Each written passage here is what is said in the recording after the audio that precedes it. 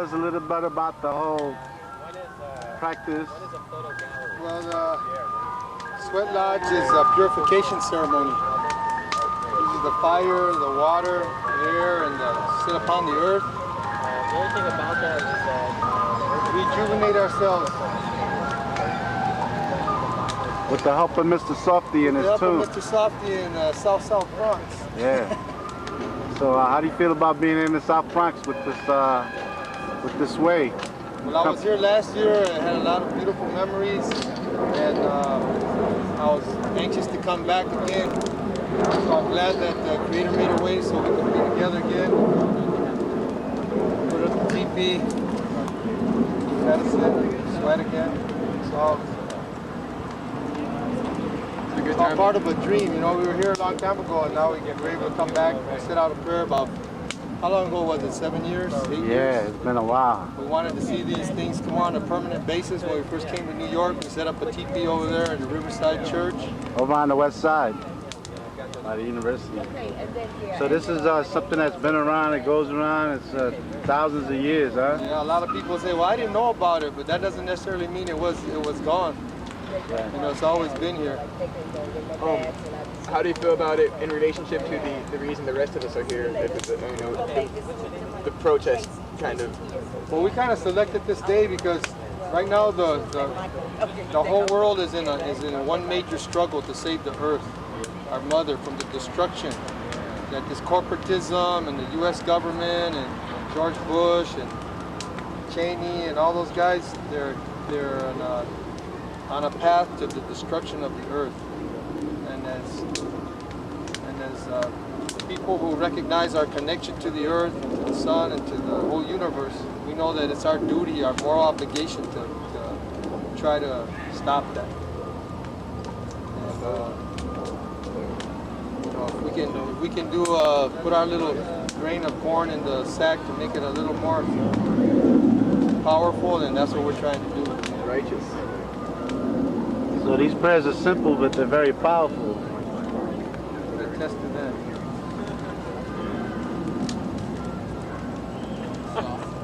So hopefully everyone will be safe during this protest, all the thousands or millions of people that are protesting.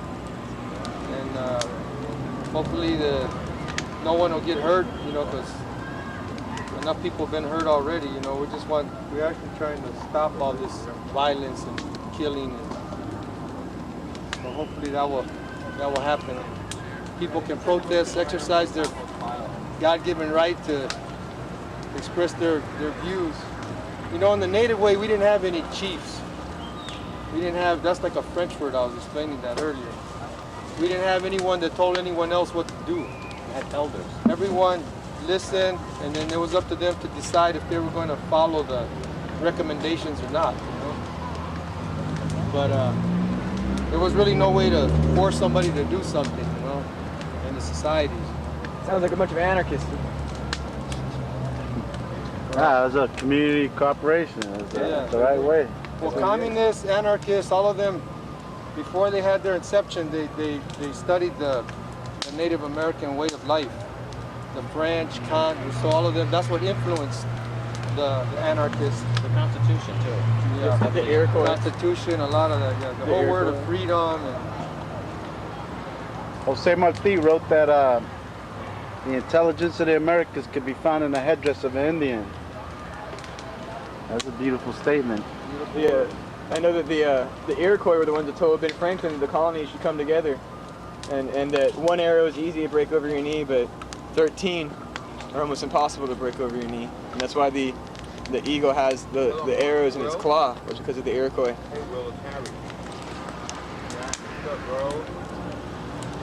yeah, they kept making treaties with one of the colonies, and then the other colony would cross the agreements that they had. They said, well, you guys got to get together because you keep making treaties with one of you, and then the other one comes and says, well, we're not part of them. You're all the same, so get together. And Yeah. Could you explain that, how the original colonies were set up as separate investment companies and how the Indians viewed that early on in the 1600s? yeah, well, most of the colonists were coming to establish their own kingdoms. They were coming from a feudal society where the king owned everything, the land, the people, you know, the animals, everything was part of his kingdom. And they came with that mentality to try to establish, for example, Jamestown. What he was basically trying to establish was his own kingdom, James, you know, for he owned everything. And it really wasn't working very well because that's really contrary to the natural laws of existence. So they even resorted to cannibalism. The people were starving. The first European settlers or colonizers, invaders, however you want to terminologize. So the native people had to kind of explain to them that, you know, that was contrary. So they tried to show them by example by teaching them how to grow corn and squash and pumpkins and other fruits that they had developed. The native people had highly developed agricultural communities, you know, through different kinds of crops that would grow in different areas. And yeah, they were kind of appalled. I read it in that Howard Zinn book we were talking about. I think one of those chapters it describes the cannibalism in Virginia. The native people witnessed that they were going into the graveyards and digging up recently buried human beings and fighting over their cadavers and stuff. That was the colonists were doing that. Those are the colonists, exactly. So in Virginia, the state of Virginia. So I mean, that kind of history isn't always related to the people. So if someone's hearing that, they might not believe it. But what you have to do is look in the records, and they'll see that the colonists are the ones who documented it. So the Indians were, I mean, they had their own food and they had a balance going on, but the colonists were completely lost. Well, yeah, and they never would have survived. I mean, they were.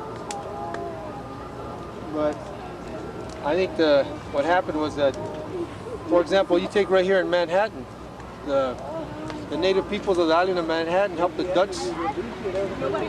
Dutch people establish themselves in the northern part of the island. Well, after the winter that they made it and everything, the Dutch people attacked the community that was right around there, right on the bottom of the island, kind of, I guess, where the Battery Park, or what do they call it now, around there? Yeah, the Battery. They massacred all those native people in the middle of the night, just because they wanted that southern tip. So I mean, that was their mentality. I mean, they had a mentality. It was barbaric. It was kind of, you know, they came from a society where that was okay. You know, you could attack your neighboring communities and try to take over their land. You know, that's what the kingdoms were about. That's why they had wars over there.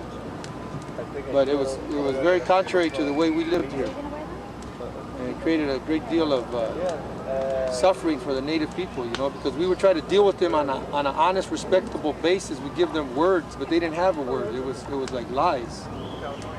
376 treaties were signed, ratified by the president, the government, the Congress, and every last one of them were broken. I read too in the dictionary that the definition for the word savage means one who's close to nature. So I guess then we are savages after all. Yeah. They didn't say anything about cannibalism, murder, assault, lying, cheating, stealing.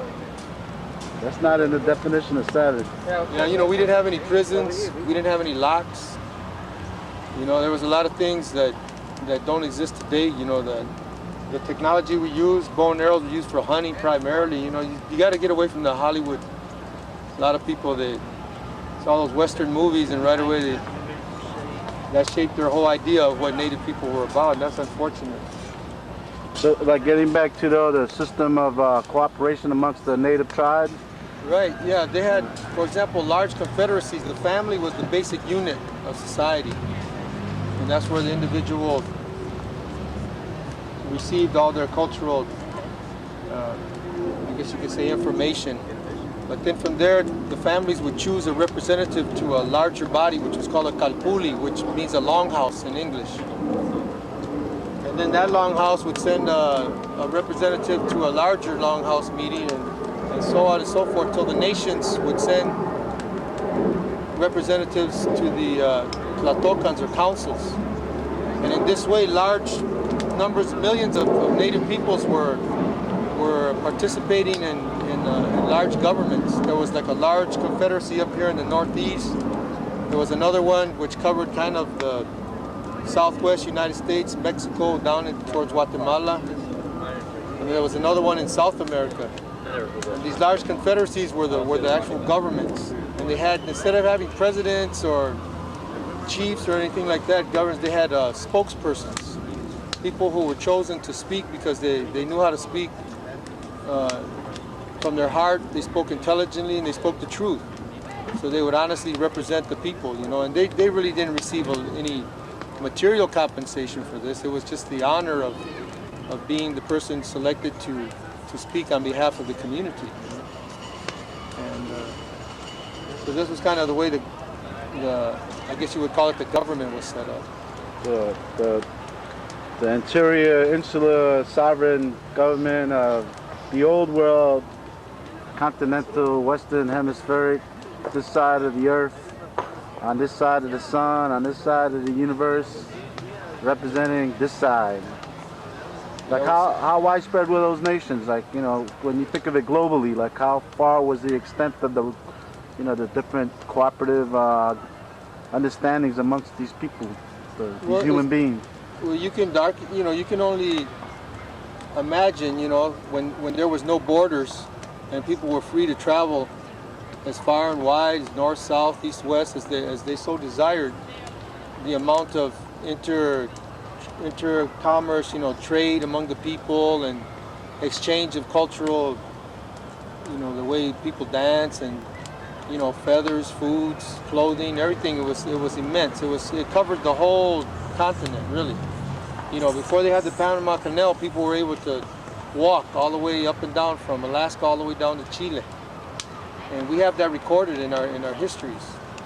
You know, people were able to travel, and people would welcome each other with, you know, this symbol which meant you're my relative, you know. And people would sit down and they start talking, and sure enough, many times they were actual relatives, actual relations of people who had left long ago, and people were returning to the lands that they had left, you know, several hundred years ago. And they brought with them new ideas, new cultures, new technologies, and so you know, our civilizations were developed in mathematics, you know, astronomy, agriculture, architecture, the cultures, art, dance, you know, and even some of their feats, some of the things that they used to do. The modern scientists cannot, they're still baffled, they can't figure them out yet. They don't know how they did it, you know. And it's unfortunate that a lot of the books and the people who inherited the knowledge were purposely targeted by, you know, Christian priests or racist settlers who wanted to destroy this way of life. So, you know, now we're in a process of rebirth, of bringing this all back to the community. So I want to thank you too for, if anyone hears these words, it's part of, they can understand that they're part of a movement, part of a growing spirit, a new awakening, a new awareness in our communities of the indigenous way of life. And you welcome everybody to that, right? I mean, it's not like you need a special invitation, it's just if you feel it like that, and you're able to accept it like that and help to express it like that. Well, you know, our language, you know, pues hablamos español, hablamos inglés, but our native languages many times were suppressed. And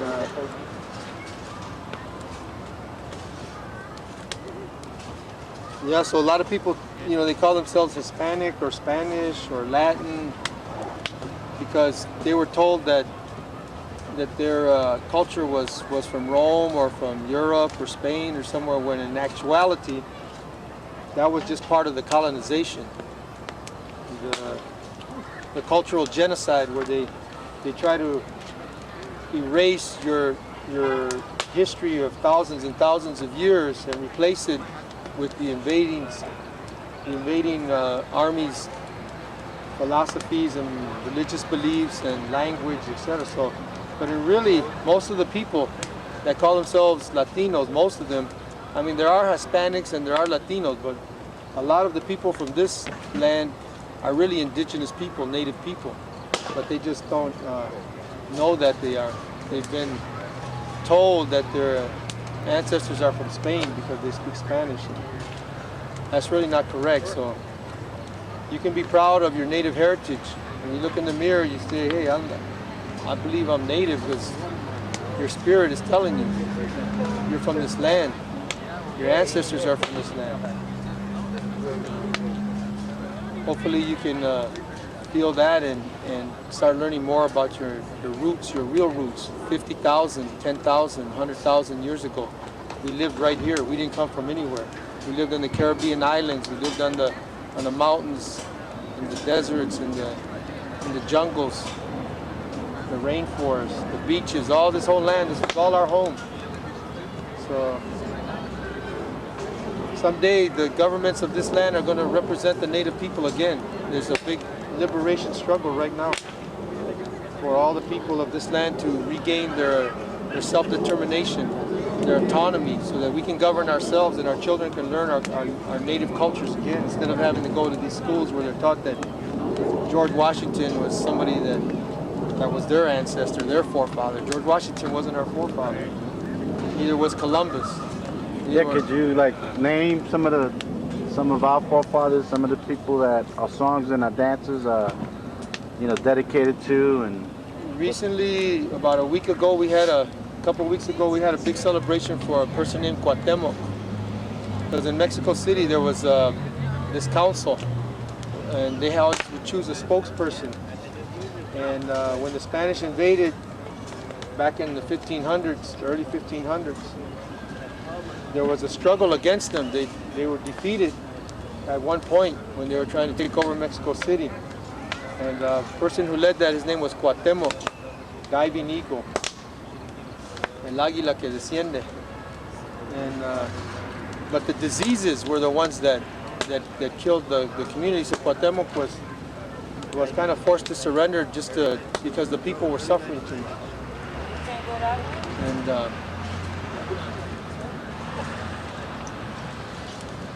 there's a lot of leaders, like even modern day in the 19th century, Zapata was one of the leaders that he was a native person that was chosen by the council in Morelos to lead the Mexican Revolution against the Spanish. why is it though, in history, American history, they make it seem like Zapata was a kind of revolutionary that went against Calvin Coolidge and the American military imperialism war machine had to get involved in that whole struggle in Mexico, and they denigrated that whole heroic and courageous warrior and try to reduce him into what the commercials now call the Frito Bandito and that kind of crap.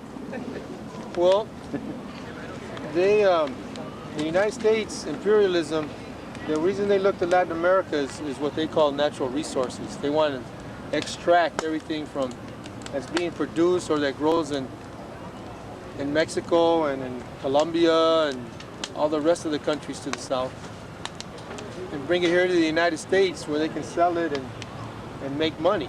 Make money. So a lot of these movements were so that the countries would be able to take care of their own resources, without having to give them to some U.S. company and have the U.S. company take it, ship it across the ocean, bring it over here to Washington and New York or somewhere.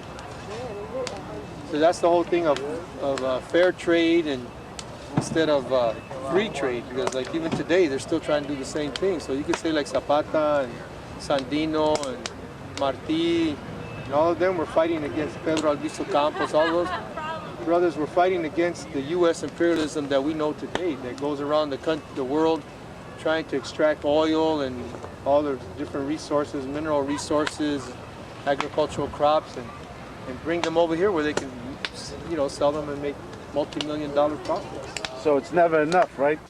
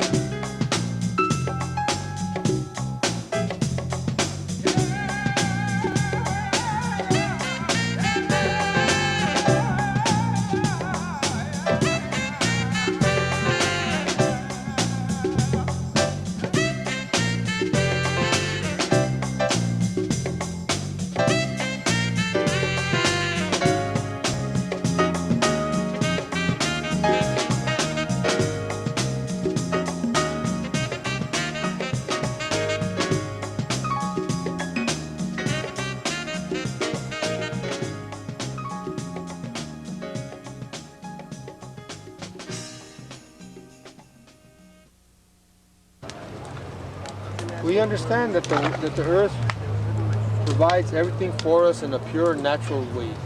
Everything we need for our clothes, for our homes, to nourish ourselves, the water, the air, everything is already been placed there, you know, in a pure, natural way. There's no reason to. This type of technology they're using is contrary to the natural laws of existence. And that's why they have pollution now. You know, we lived here for 50,000 years. You could have gone to this brook stream here and just drank the water because it was clear, it wasn't polluted. There was no such thing as pollution. You know, our people live free of diseases. You know, they would use these sweat lodges and the good food and the good water and the air that they breathed and drank. There was no, all of these diseases that we have today as a result of that. Pesticides, you know, cancer causing, you know, radiation, birth defects, all of these things. It's no good, you know. We really need to go and go somewhere and learn about the right way to live with Earth. There's a right way and then there's a wrong way to live with Earth. So how do the songs and the ceremonies help us today? Well, you know, we're in this battle. It's a struggle. We need to have the strength and the vision and the correct relationship. We have to be clear on how exactly we're carrying this out, so that There's a hole there. Put it right next to the hole. so that we stop destruction instead of causing more destruction. You know, we need to focus on bringing people together. You know, instead of dividing this.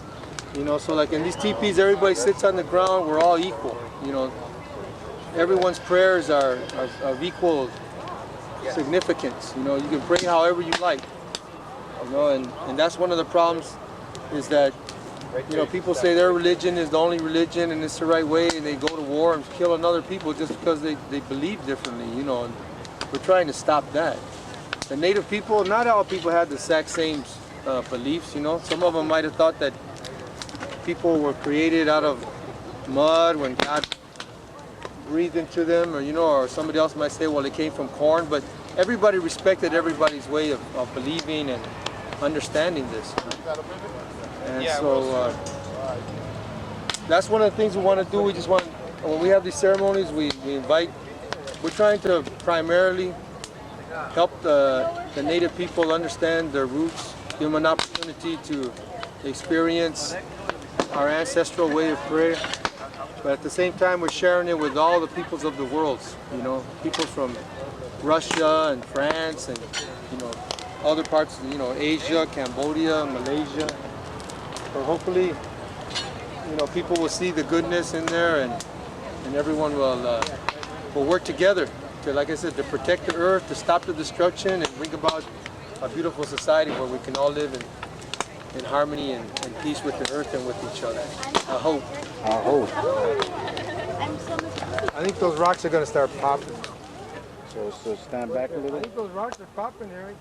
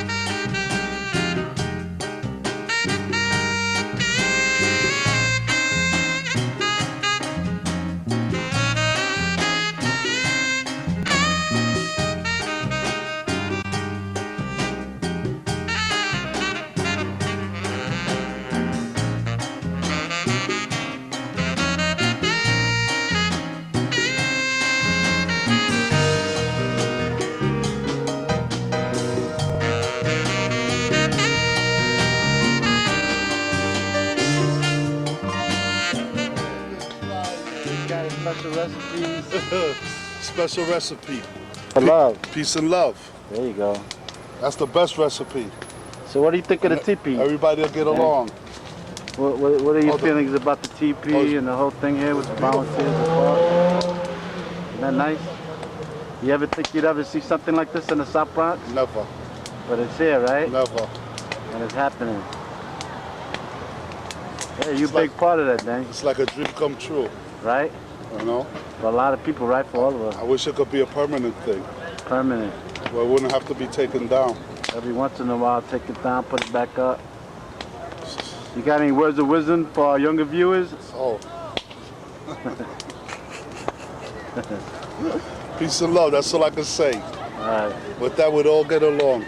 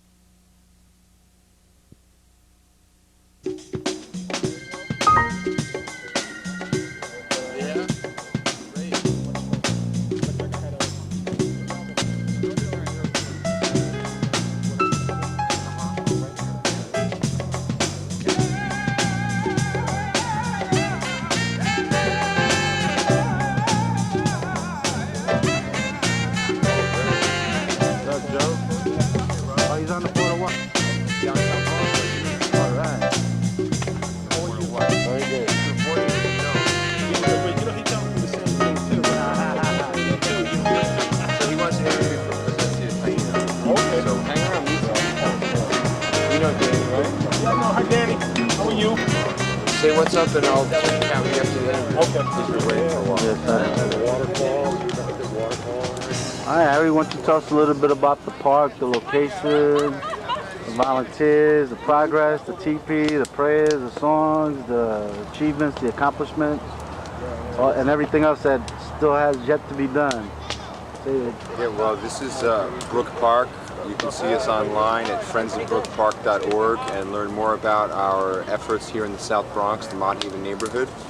This park's been in existence since 1999. Neighborhood people in partnership with the local schools and Councilmember Philip Reed and the Department of Parks and Recreation have led an initiative to revitalize this green space. It was abandoned to drug dealers. It was full with garbage, needles, and people would train their pit bulls here.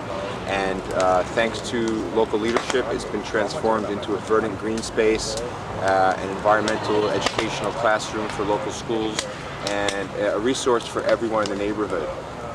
As today we're having an indigenous cultural activity. We're teaching people about Native American culture with a special guest from the Southwest of America. So we try to show people African American, Taino, Puerto Rican, Mexican, European, whatever they may be, of their connections to nature through this garden site. So those are the kind of things we do here, and we've been doing them since 1999. What we have in line for the future is there's half of the park is actually asphalt, crumbling asphalt, and we want to increase the greenery since there's precious little in the neighborhood here with the highest rate of asthma in the nation, thanks to pollution, diesel buses, garbage on the waterfront, and power plants that have been placed here because it's a poor people of color community. What we want to do, and thanks to Councilmember Philip Reed, there's money in the Parks Department budget to remove the asphalt, daylight the underground brook, create a natural labyrinth, and plant fruit trees and cedar trees over there. So that's a wonderful initiative that we're looking forward to more support from local neighborhood people, elected officials at the federal, state, and city level, as well as people like yourself that are watching this wonderful show. Again, you can see us on friendsofbrookpark.org. The really exciting part is this brook. Brook Avenue is named after a brook that used to run parallel to it and underneath it many years ago. And thanks to our consultant Paul Mankiewicz of the Gaia Institute, we're going to create a vision so that a wetland, the natural wetland, is restored, the flow of the brook is recovered, and local kids will be involved in that process all along. They've already been involved in designing and visioning it. We've created models with Mott Haven Prep, students at the old South Bronx High School. So it's a really wonderful initiative that we hope will serve as a model for the rest of the city. What are the age groups of the people, the volunteers that participate in the programs and also help with the actual fundraising and the actual visions? What age groups are you talking about? Friends of Brook Park works with children from 4 to 104. Everyone's involved, from preschool classes, Head Start, Freedom Community Center summer camp, teenagers from local high schools, junior high schoolers across the street, and adult volunteer programs and senior citizens. So we work with everyone. Brook Park is quite a resource in the neighborhood of Mott Haven for people of all ages. Our fundraising opportunities are very important, and we've been very successful in getting support from the State Department of Environmental Conservation, and most recently through Councilmember Philip Reed. We also look forward to support from Bronx Borough President Adolfo Carrion, whose office has been so supportive of Brook Park. We need help from people like you. We need philanthropists. We need movie stars. We need people that have disposable income to contribute to our efforts. It's very hard to run all of these programs on very little money. We have volunteers, local volunteers, dozens of local volunteers are involved, but they work. They don't have a lot of money, and they give what they can, whether it's providing food for the children in the park or art supplies. Everyone in the neighborhood really gives a lot. And another unique aspect of our South Bronx program here is that we welcome people not only from all over the city, but all over the world. We're really transforming the image of the South Bronx and welcoming people rather than a violent, forbidding place. College-educated activists, doctors, lawyers, movie people all come here and interact with each other as well as the local people. So there's a diverse array of people that get to interact with each other rather than being fearful and isolated as the dominant paradigm tries to instill in us. There's a great synthesis of different ethnicities, different beliefs, and different ages. And we're grateful for the support of the Parks Department and everyone in the Police Department and Fire Department that work with us. So the park basically serves as the central theme of the program, the programming, and the involvement. Could you maybe tell us a little bit more about what complements the park with the waterfront, the bicycle activities, and all the other outdoor activities that you get people involved with? Brook Park is the centerpiece of our Mott Haven Green Zone vision for transforming the entire face of the South Bronx. Currently, we have some of the lowest green space in the city, the lowest tree canopy rate in the city, and we have the highest rate of asthma in the nation. We have high rates of lead poisoning from substandard housing, and currently we have no official waterfront access. The South Bronx is surrounded by water, yet the people can't go to the water for economic or environmental opportunities.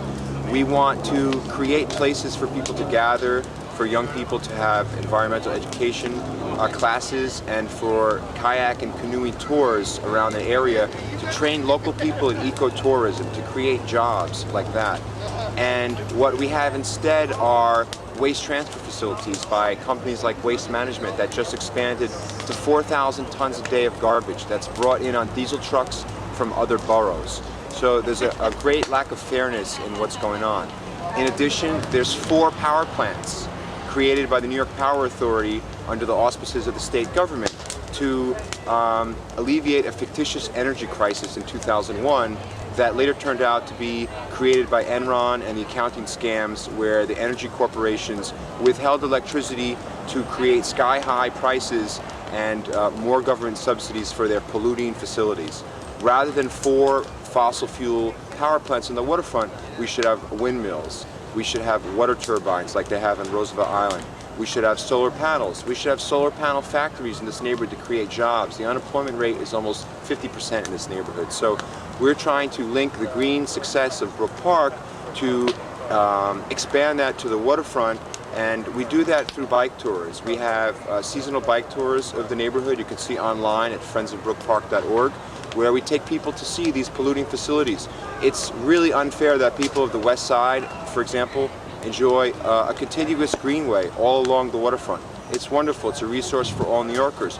Yet where's the polluting facilities that they are going to bear their burden of? Everyone throws out garbage in New York City. Everyone flushes their toilet. Everyone turns on their lights. But not everyone has a power plant in their neighborhood. Not everyone has a waste transfer site in their neighborhood.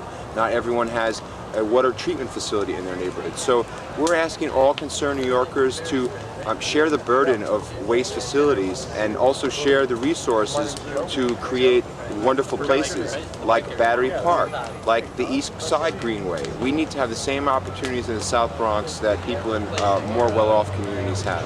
Can you like geographically identify the waterways that are nearby here? What's the proximity to water? The South Bronx is surrounded entirely by water. On the west side is the wonderful Harlem River, where dolphins and whales used to swim.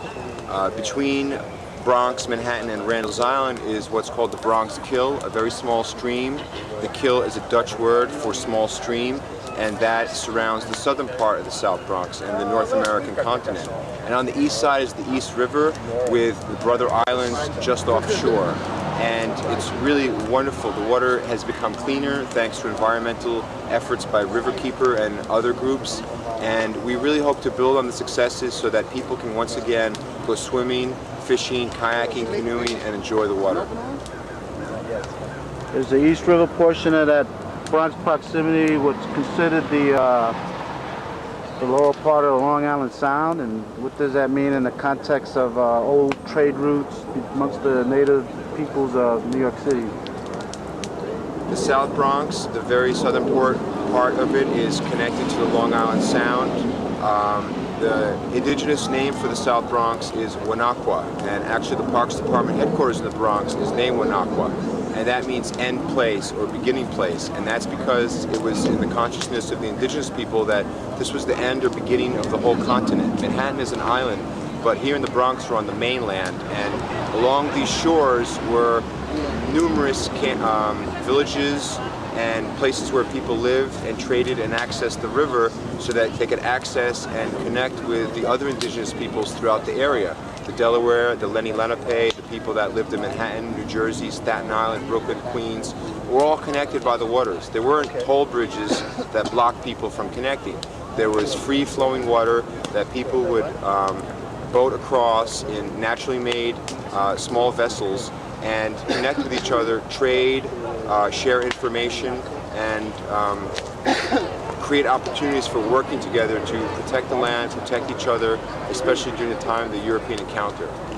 What about the people of Long Island, the Algonquin group? And the people of Long Island, of course, from the Bronx to Montauk, people were connected by walking routes, waterways, and trading along those ways. So people were connected throughout this region. It wasn't separated into states.